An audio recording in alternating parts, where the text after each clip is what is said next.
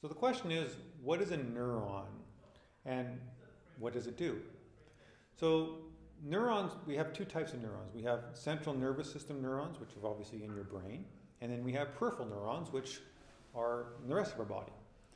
And the neurons of your body are basically your electrical wiring.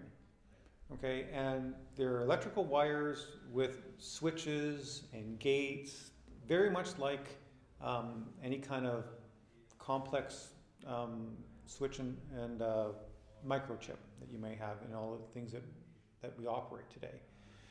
What a neuron does, of course, it's a living thing.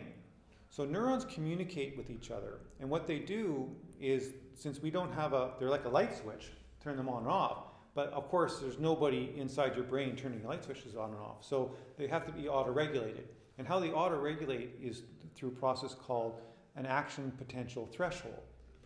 And so we think the neuronal environment of the brain is actually quite interesting. It's kind of like a quantum mechanical experiment in that thoughts appear and then they disappear and your function happens. And this action potential threshold is how it works.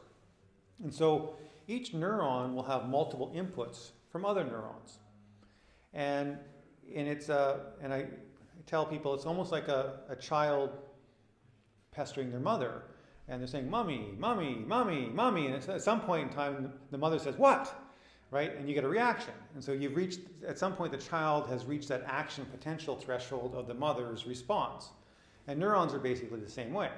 And so it's receiving inputs, and at some point in time, the inputs crack a threshold, and it causes the neuron to respond. And that neuronal response is to send the signal to the next neuron, and the next neuron, and the next neuron.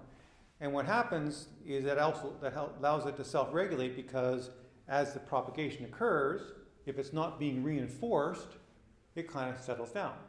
And so your brain doesn't continually fire out of control.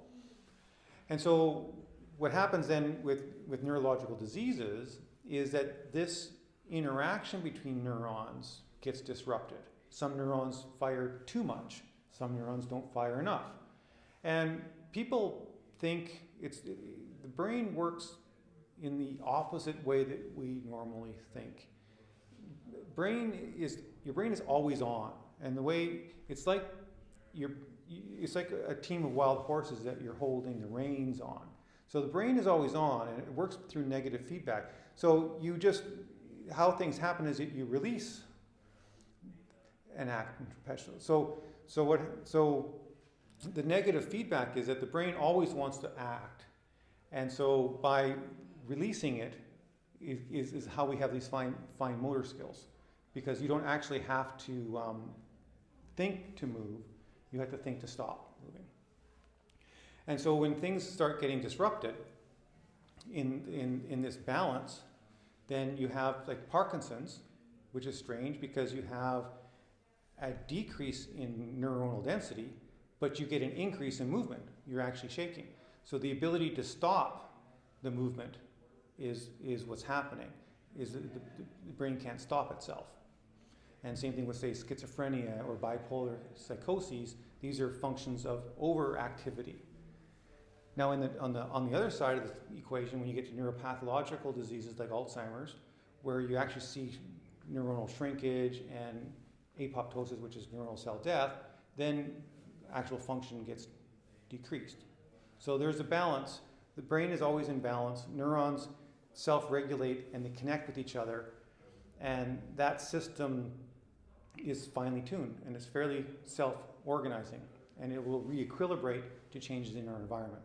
So that's what a neuron is. And so the two parts of your brain is the gray matter, which is your neurons that are involved in the actual firing part, and then there's a support structure, which is the myelin sheath, which is basically the insulation on your neurons. So that's a white matter disease. So people that have vascular dementia or strokes, that's typically a white matter disease, whereas Alzheimer's and Parkinson's are gray matter diseases. Multiple sclerosis would be another disease that affects the white matter.